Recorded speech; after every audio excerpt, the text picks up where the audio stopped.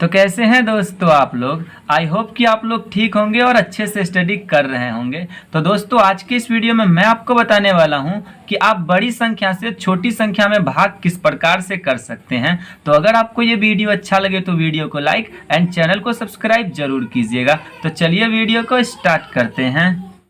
तो यहाँ पे दोस्तों हमने इससे रिलेटेड कुछ क्वेश्चन लिए हैं, जिसमें पहला क्वेश्चन है हमारा 12 भाग 2। तो आप देख सकते हैं दोस्तों कि जिस नंबर से हमें भाग लगाना है वह संख्या बड़ी है और जिस संख्या में भाग लगाना है वह संख्या छोटी है। तो अब आइए दोस्तों हम लोग इसको भाग लगाते हैं। तो भाग लगाने से पहले दोस्तों मैं आपको कुछ चीजें बता देता हूँ।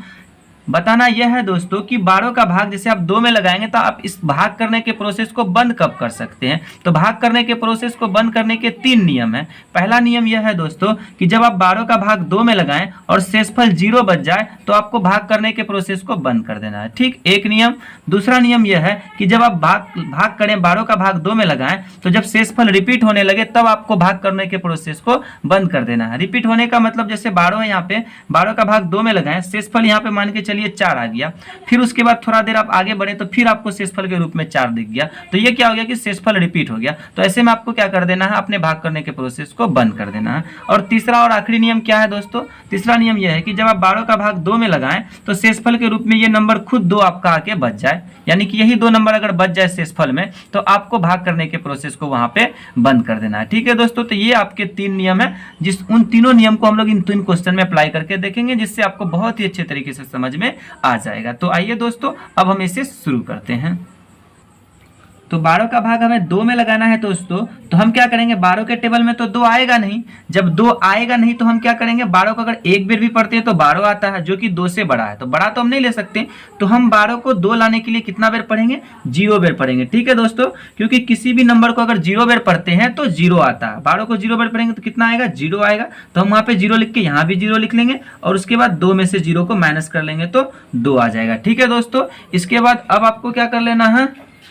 ठीक है दोस्तों, तो यहाँ पे 12 को हमने 0 बार पढ़ा, 0 बार पढ़ने पे 0 आता है, तो 2 में से 0 को माइनस किए 2 आ गया। इसके बाद अब आपको क्या करना है दोस्तों, यहाँ पे एक पॉइंट डालना है, पॉइंट के बदले यहाँ पे एक 0 डालेंगे, तो ये कितना बन गया, 20 बन गया। तो अब 12 का भाग 20 में लगाते हैं, 12 एकम 12, एक वहां लिखेंगे 12 यहाँ लिखेंगे। ठीक है, अब 20 में से 12 को माइनस कर लीजिए, कितना बच जाएगा, 8 बच जाएगा, तो 8 को हम यहाँ लिख देंगे। फिर क्या करेंगे दोस्तों, इसी पॉइंट के बदले हम यहाँ पे एक 0 ले लेंगे, कितना बन गया दोस्तों, ये 80 बन गया। तो 12 छक्के 6 बार में आपका कितना आ जाएगा, 72 आ जाएगा।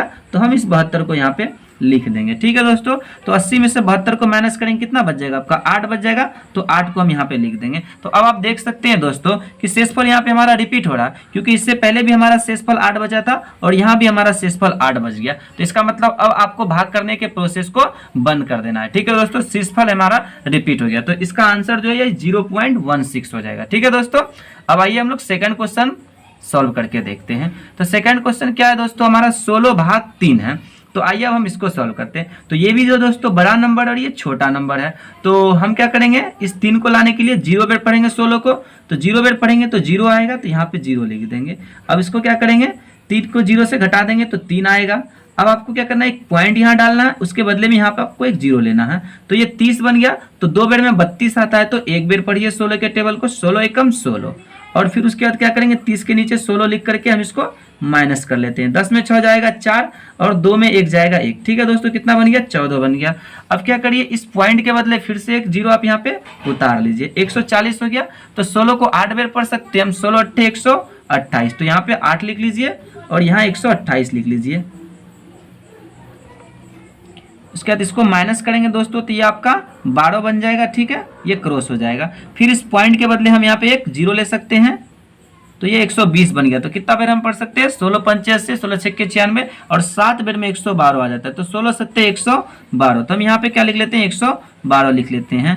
120 में से अब 112 को माइनस करेंगे तो 8 बच जाएगा। फिर उसके बाद हम इसको क्रॉस कर देते हैं। अब क्या करेंगे दोस्तों, फिर इस पॉइंट के बदले हम यहाँ पे एक 0 ले सकते हैं, ये कितना बन गया, 80 बन गया। तो 16 को 5 बार पढ़िए, 16 पंचे 80। ठीक है दोस्तों, तो ये देखिए आपका पूरा कट गया। तो यहाँ जब हमारा पूरा कट गया मतलब शेषफल 0 बच गया। तो जब शेषफल 0 बच जाए तो आपको भाग करने के प्रोसेस को बंद कर देना है। तो यहाँ पे दोस्तों हमारा सेकंड क्वेश्चन भी सॉल्व हो चुका है। अब आइए हम लोग थर्ड क्वेश्चन को सॉल्व करके देखते हैं। तो इस क्वेश्चन में भी आप देख सकते हैं दोस्तों, हमारा 14 बड़ा नंबर है, 4 छोटा नंबर है। तो 14 के टेबल में 4 लाने के लिए इसको कितने बार पढ़ेंगे? 0 बार पढ़ेंगे। तो यहाँ 0 लिखते हैं, 0 बार पढ़ने के बाद हमारा 0 आएगा। तो 4 में से 0 का आप माइनस करेंगे तो 4 आएगा। उसके बाद फिर आप यहाँ पे एक पॉइंट डालिए, उस पॉइंट के बदले आप यहाँ पे एक 0 डालिए। ये 40 बन गया। तो 14 को 2 बार पढ़ेंगे, 14 दूना 28, क्योंकि 3 बार में ज़्यादा आता है। तो वहाँ पे हम 2 लिख के यहाँ पे 28 लिख देते हैं। अब 40 में से 28 को घटाइए तो 10 में 8 जाएगा 2, 3 में से 2 जाएगा 1, कितना बच गया? 12 बच गया। फिर आपको क्या करना है, इस पॉइंट के बदले यहाँ पे एक 0 डालेंगे। 120 है, 14 सत्ते 98, 8 बार में 112 आ जाएगा। ठीक है, तो यहाँ 14 अट्ठे 112 लिख लेते हैं। ठीक है दोस्तों, 120 में से 112 को हम माइनस करेंगे, कितना बच जाएगा? 8 बच जाएगा। तो 8 को हम यहाँ पे लिख लेंगे। फिर इस पॉइंट के बदले इसके बगल में हम एक 0 डाल सकते हैं। तो 14 पंचे 70, 5 बेर में 70 आएगा। तो 5 बेर में हम यहाँ ले लेते हैं और यहाँ लिख लेते हैं 70। तो 80 में 70 माइनस करेंगे 10 आ जाएगा दोस्तों। ठीक है, फिर उस पॉइंट के बदले हम क्या करेंगे, इसी पॉइंट के बदले आपको यहाँ पे एक 0 डालना है। ठीक है, अलग से कोई पॉइंट नहीं लेना है। ठीक है, अब ये कितना हो गया? 100। तो अब हम इसको 7 बार पढ़ सकते हैं। 14 सत्ते 98। अब 100 में से 98 माइनस करेंगे, कितना बच जाएगा दोस्तों? आपका 2 बच जाएगा। तो 2 को लिख दीजिए। अब आपको क्या कर लेना है, थोड़ा सा फिर से इस पॉइंट के बदले फिर हम यहाँ पे एक 0 लिख लेते हैं। तो ये 20 बन गया। तो 14 का भाग लगाएंगे तो 14 एकम 14। तो 20 में से 14 माइनस करेंगे, कितना आ जाएगा दोस्तों? 6 आ जाएगा। तो 6 को हम यहाँ पे लिख देते हैं। अब फिर क्या करेंगे आपको, तो 6 बच गया दोस्तों। तो क्या करेंगे, फिर इस पॉइंट के बदले हम यहाँ पे एक 0 ले लेंगे। तो कितना बन जाएगा? 60 बन जाएगा। ठीक है, तो 14 को 4 बार पढ़ लिए, 14 चौके 56 होता है। तो 4 वहां लिख के हम यहाँ पे लिख लेते हैं 56। ठीक है दोस्तों, तो 60 में से 56 को अब हम माइनस कर लेते हैं। तो 60 में से 56 जाएगा तो कितना बच जाएगा दोस्तों? 4 बच जाएगा। ठीक है, तो आप देख सकते हैं शेषफल हमारा कितना बच गया, यहाँ पे 4 बच गया है। तो जैसा कि मैंने दोस्तों आपको पहले ही बताया था कि शेषफल के रूप में हमारा वही नंबर आ गया जिसमें हमने भाग लगाया था। 4 में भाग लगाया था तो वापस से हमारा यहाँ पे 4 बच चुका है। ठीक है, आप देख सकते हैं। तो अब आपको क्या करना है, यहाँ पे अपने भाग करने के प्रोसेस को बंद कर देंगे। ठीक है दोस्तों, तो इसका जो है आंसर ये हमारा हो जाएगा। तो इस तरीके से दोस्तों यहाँ पे हमने बड़ी संख्या से छोटी संख्या का भाग किस प्रकार से किया जाता है सीख लिया है। तो भाग करने का जो प्रोसेस है मैंने जैसे कि आपको बताया था, पहले बताया था कि शेषफल अगर 0 बच जाए तो रोक देना। तो यहाँ पे हमारा शेषफल 0 बचा तो हमने भाग करने के प्रोसेस को बंद कर दिया। फिर उसके बाद मैंने कहा था कि अगर शेषफल रिपीट होने लगे तो आपको बंद कर देना भाग करने के प्रोसेस को। तो यहाँ पे शेषफल रिपीट हुआ था इसलिए हमने यहाँ पे बंद कर दिया। उसके बाद इस वाले क्वेश्चन में शेषफल के रूप में वही 4 आ गया जो 4 पे हमने भाग लगाया था। तो यहाँ पे आपको भाग करने के प्रोसेस को बंद कर देना। ठीक है दोस्तों, तो ये 3 नियम था जिसको आप काफी अच्छे तरीके से समझ में आ गया है। तो उम्मीद करते हैं दोस्तों कि आपको ये वीडियो अच्छी लगी है। अगर वीडियो अच्छी लगी हो तो वीडियो को लाइक एंड चैनल को सब्सक्राइब जरूर कीजिएगा। मैं मिलता हूँ आपसे एक नए टॉपिक के साथ, तब तक के लिए धन्यवाद।